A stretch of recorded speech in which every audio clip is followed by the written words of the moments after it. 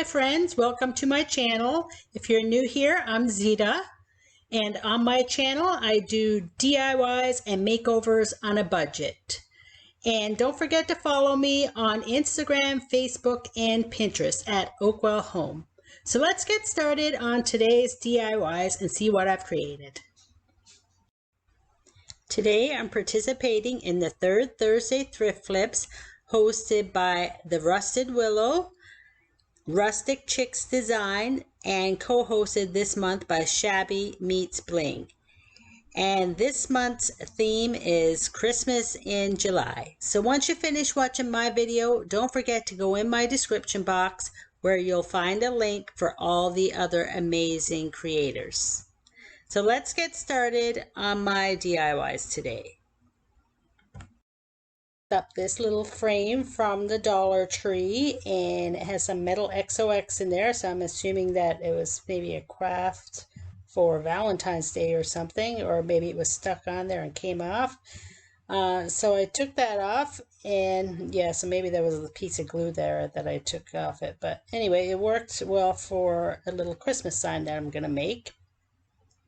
So I'm putting my homemade chalk paint on the black portion, and that was kind of shiny, so I was thinking maybe I should have put like a Fusion Ultra Grip on there so the paint would stick easier, but I put a couple of coats on there and it was fine if I had to put a couple of coats because I was putting a napkin on there anyway. So these napkins I picked up from, I'm not sure if these are from the dollar store or maybe from Walmart, maybe. I think maybe they might be from Walmart. And I cut it down to fit inside there, and I'm really sorry about my head getting in the way quite a bit in these shots here, guys. So I'm just cutting down the napkin and making it fit inside, and then I'm going to apply some Mod Podge and let that dry, and then I'm going to apply that little wreath there that you see on the side with the deer on it, and that is from the Dollar Tree. So if you want to pick up one for yourself, that's where I got that. And so here I'm applying my Mod Podge, and gonna fit that in, and there's my head again. I'm so sorry about that. I guess I didn't realize my camera was so far out. I usually watch out for that kind of stuff, but I guess I was just too into making that craft and was not worried about the video. Anyway, so while I'm getting that done, let's talk about if you've subscribed yet. If you haven't, hit that subscribe button. It's free, no cost to you, and you can also hit the notification bell. That way YouTube will notify you when I post new videos. I have lots of awesome ones coming up. So the Mod Podge has dried, and I'm putting my top layer on here, and now I'm using my craft knife here to cut it, and a little piece came off there, so I just tacked that on again with some Mod Podge, and there's my head again. Now I'm applying some glue around this wreath with the deer, and then I'm just going to stick that inside, and now I'm going to dress up that deer a little more. I think you need a little bit more. His face was looking a little blank there, I thought, and I thought I'd put some of these red berries from this garland that I picked up from the Dollar Tree. So I just snipped a couple pieces off there and put that on his neck. There was also like a little red bell looking thing on his neck already, but I thought it needed something else. And I'm putting some glue on his nose, and I'm putting a little foam red ball there for his red nose. So I guess this is Rudolph. And I don't know about you friends, but I don't like things without eyes. I just never have my whole life. I don't like figurines without eyes. I don't like anything without eyes, and lots of times I will paint eyes on it. I just think it gives it more of a soul when it has eyes on there. And as you can see there, I put that wreath in the wrong way, and so I took that backing off. So that's what it looked like before with the little black chalkboard, and this is what it looks like now, friends. What do you think of this cute little piece? Great shelf sitter, or to put on your wall, or to give as a gift, or for resale. Let me know in the comments what you think of this one.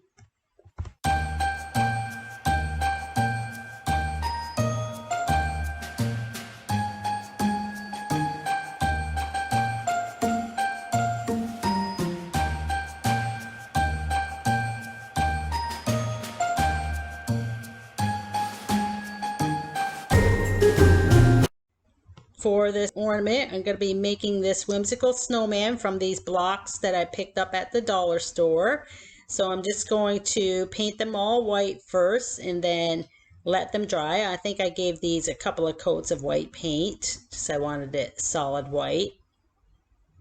So once the paint was dried on these, I took my wood glue, and I also used some hot glue as well to give it a quick stick, but I did use my clamp to clamp them all together so that wood glue would be held on there tight and it wasn't going to come apart. So once I had all my wood glue on there and they were clamped in place, then I'm going to start out with my snowman face. And once again, I use my permanent marker and my orange marker and to make the snowman's face, and then I put some buttons on him with the permanent marker as well. So I start putting his face on while it's still clamped up. So I thought might as well get some portions done while this wood glue is waiting to dry. So once I had his face on and his nose, I cut some fabric from a placemat that I had from the dollar store and to make his scarf. And you can see me using my pencil here. I guess I don't trust myself in making a triangle nose. I'm not the greatest artist, but I keep on practicing every day. And his nose turned out great. So I don't think I needed that pencil. But if you feel like your triangles or your artwork is not that great, go ahead and use a pencil first. So I'm just giving him his mouth here as well. So like I said, I'm going to use an old Christmas placemat that I picked up at the dollar store. I'm just cutting a little strip off that, and that's going to be his scarf. I'm just fitting that under the clamp there, and I'm getting that done while the blocks are drying. So I just keep on working here.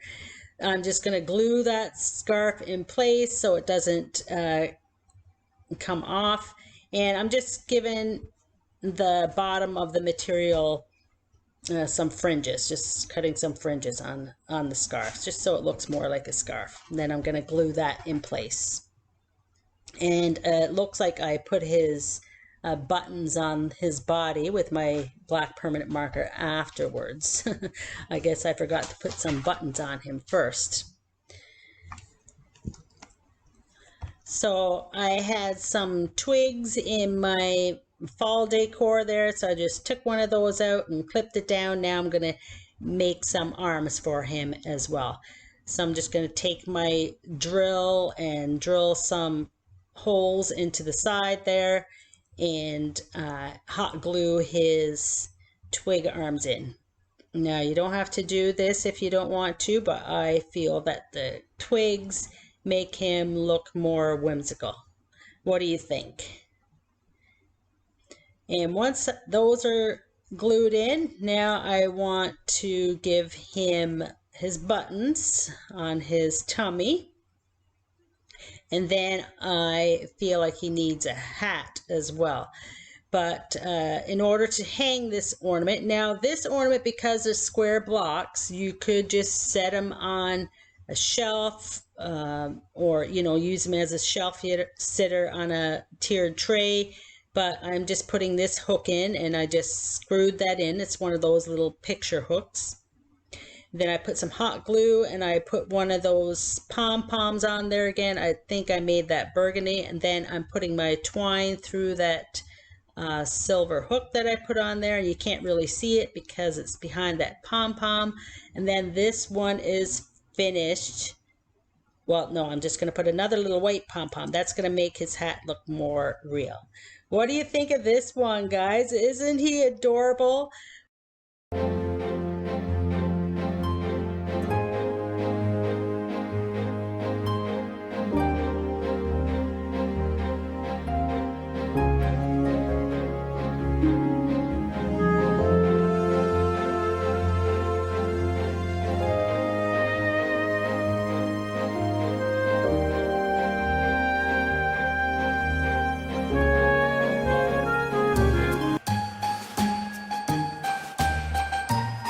For this next DIY, I picked up this wood panel from the Dollarama, and it was a couple of bucks there, as you can see. And first I gave it a couple of coats of white chalk paint, and you've heard me say this many times, if you haven't made homemade chalk paint before, I'll put that video in my description box.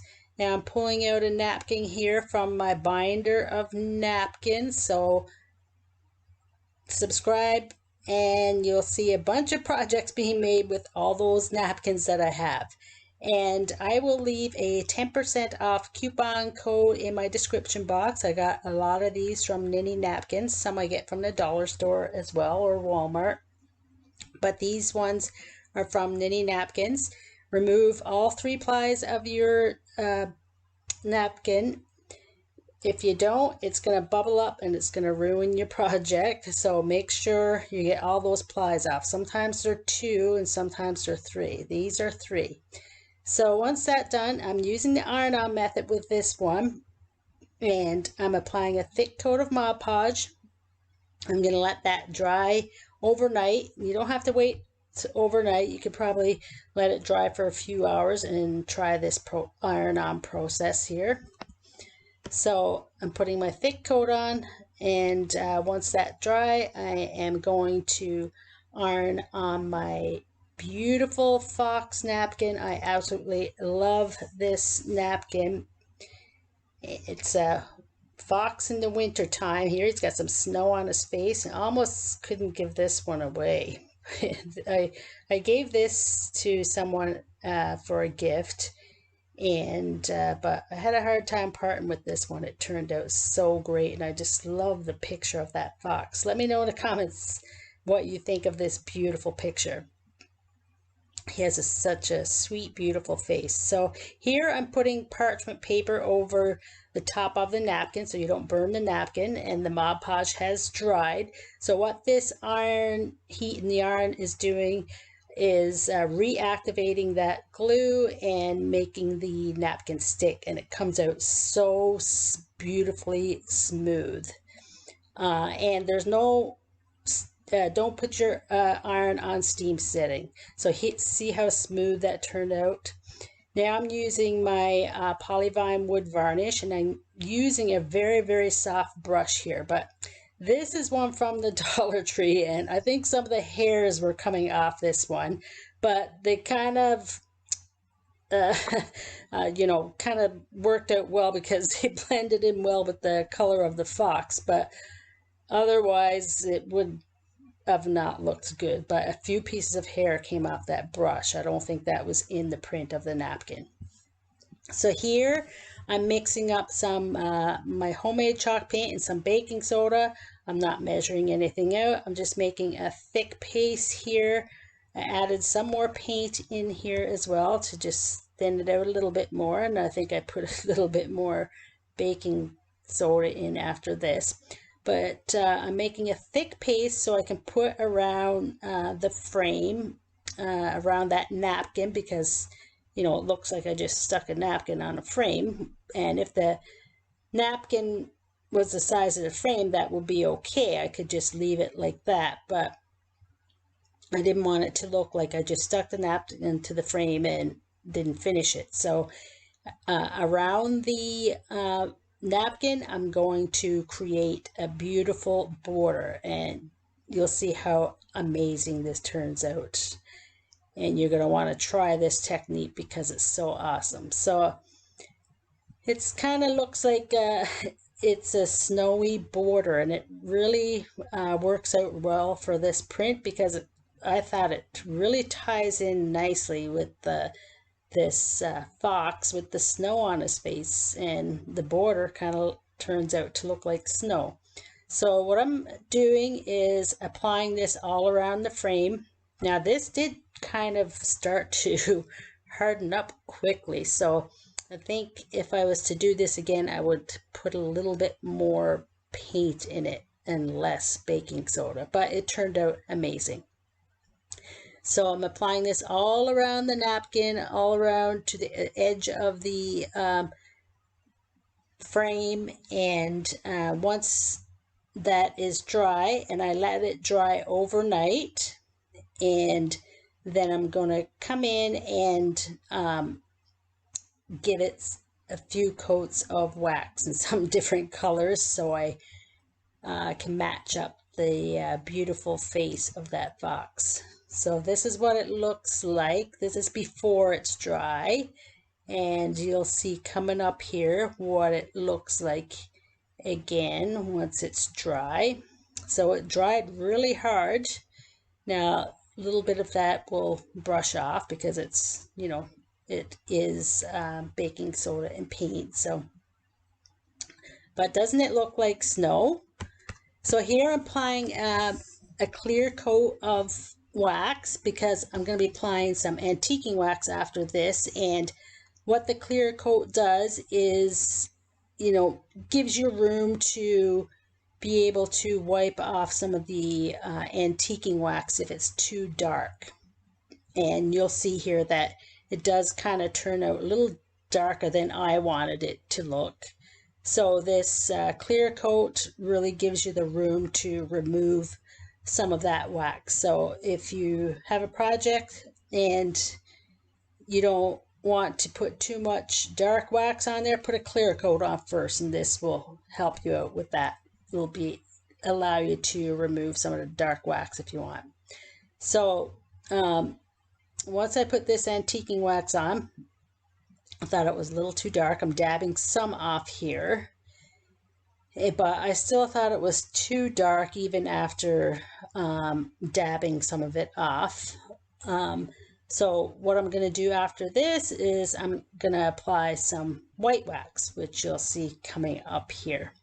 And that really softens out the dark wax and makes it almost a perfect color to match the fox, and like his red hair and then the brown on his neck. Isn't he beautiful? I just love him. I almost had a hard time giving this guy away, so I might have to make one of these for myself and maybe try this baking soda and paint technique again. So I'm applying that white wax all around here, and then this beautiful piece is finished. Let me know what you think of this technique, guys, and I hope all of these projects today gave you guys inspiration to create something beautiful for yourself, or to give it as a gift to your family members or friends, or something you want to do for resale. Here, to finish this piece out, I'm applying some antiquing wax along the sides so it doesn't look like a stark wax. So let me know in the comments what you think of all of these projects today and which one was your favorite. And I'll see you in the next video. Thank you so much for sharing some of your time with me, and I'll see you next time. Bye.